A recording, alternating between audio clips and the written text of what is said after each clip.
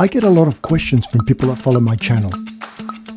And yet there's one question that keeps coming up again and again and again. What camera should I buy? That is by far the number one question that I get asked either on this channel or when I'm talking to people. And it's a really difficult question to answer. You can't just pull something out of thin air and recommend something to someone without knowing what it is that they're trying to shoot. Because what may be right for one person may not be right for another. It doesn't work like that. However, there is a way to do this, and I'm going to show you how to do this. It's 5 easy steps. You can follow along, and if you do, by the end of the video, if you're looking for a new camera, or maybe you're looking to buy your first camera, follow along. By the end of the video, you'll know exactly which camera is going to be right for you. And to help you along with the process, I've put together a PDF guide. You can download it from the link in the description. It's going to go through all of the steps that I'm covering in the video. So if you follow along with that, if you don't want to download it, that's fine. You can just get a piece of paper and a pen and we can work with that. So let's get started. Step 1, I want you to write down on a piece of paper the type of photography that you want to do. So maybe you want to shoot landscapes or street photography, or maybe you want to do fashion. Whatever it is, write it down. And if you're interested in multiple genres, that's totally fine. Just make sure that you list them all in there, because we want to make sure that the camera that we pick is able to shoot the kind of photography that you want to shoot. And maybe if you're new to photography and you don't know what you want to shoot, in the guide that you downloaded, there'll be a list of genres. Have a look through that, see what it is that you might be interested in. So now that we've got our genres, we need to pick the lenses that go along with those genres, because depending on what you want to shoot, there's a usual, a set of lenses that are the usual suspects when it comes to shooting that type of photography. So for example, if you are going to be shooting portraits, you probably want a lens that opens up to f2.8 or larger than that, because it means that you're going to be able to blur the background. If you are going to be shooting sports or wildlife, then you're probably going to want a telephoto lens, like a zoom lens, like a 70-200. Again, in order to help you, what I've done is I've listed some of the lenses that are really sort of the popular choices when it comes to shooting those sort of genres. But if you've got any extra ones, make sure that you add them into this part of the step. Now we need to pick the lens ecosystem that makes the lenses that you want to use and is also within your budget, because not all lenses are made for all cameras. And we want to make sure that all the lenses that you picked are available for that camera. And even within the same brand, you've got different mount systems. So for example, with Canon, you've got the RF system and you've got the EF system, and they're not compatible with each other. Again, you can use adapters, but those are only going to work in one way and not the other. So ideally, you want to stay within the same ecosystem for all of your lenses. The other thing is pricing, because not all lenses are priced equally. Let me give you an example. So currently, Canon make a 35mm f1.4 lens that in Australia, right now, it's about $2,700.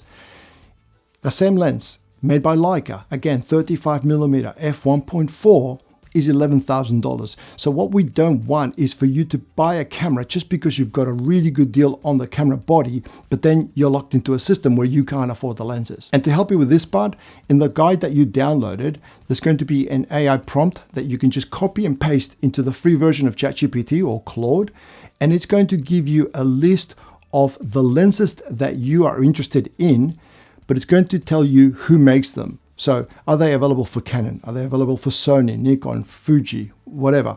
And then below that, it's going to give you the lens mount system that they use, because not all cameras have the same lens mount. Definitely not within brands. So you can't take a Canon lens and put it onto a Sony, or take a Sony and put it onto a Nikon. You can get adapters, but they don't work quite well. You're better off just sticking with the same eco brand for the camera and for the lenses.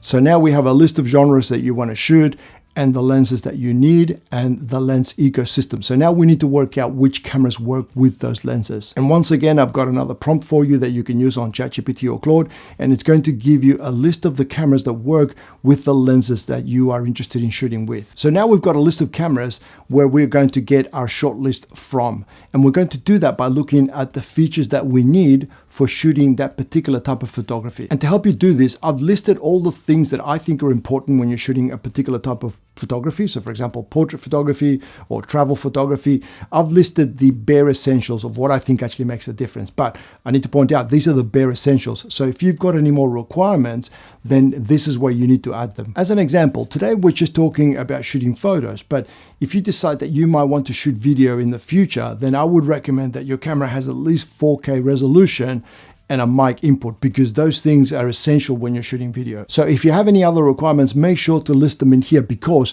we're now going to grab all of that information and we're going to use that in the last AI prompt. Again, free versions of ChatGPT or Claude.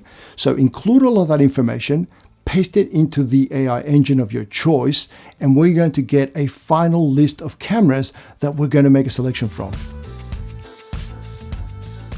So at this point, you should have a very small list of cameras that we're going to make our selection from. First of all, any of these cameras will work for you because we've qualified them now and they're going to be able to do everything that you want to do. But in order to make a selection, in my 30 odd years of experience with photography, I would recommend to you that you have a look at the 2 cheapest cameras on those lists. And if one is a DSLR and one is a mirrorless camera, then go for the mirrorless camera, just because that is the future and that's where everything is going. But if you've got 2 cameras that are absolutely the same, as in 2 mirrorless or 2 DSLRs, then I would pick the cheapest camera on that list. And the reason for that is that a lot of people don't understand that if you look at a camera system, the lens is way more important than the camera. Cameras come and go, but lenses, when you invest in really good glass, it's something that you're going to keep for a really long time. Sometimes, you'll keep it forever. I've got lenses that I've had for over 35 years. It's the lens that makes the photo. The camera's just recording what the lens sees. So I would recommend to you that you spend way more money on the lens and as little as you can on the camera than the other way around. You are going to get much better photos from an expensive lens on a cheap camera than you will on an expensive camera with a kit lens. And at this point, you've got the camera that is right for you, and that is the one that you should buy.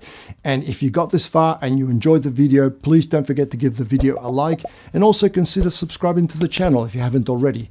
And if you've got any questions about anything that I covered here today, just leave them in the comment section below, because I do my best to read and answer as many of those as I can.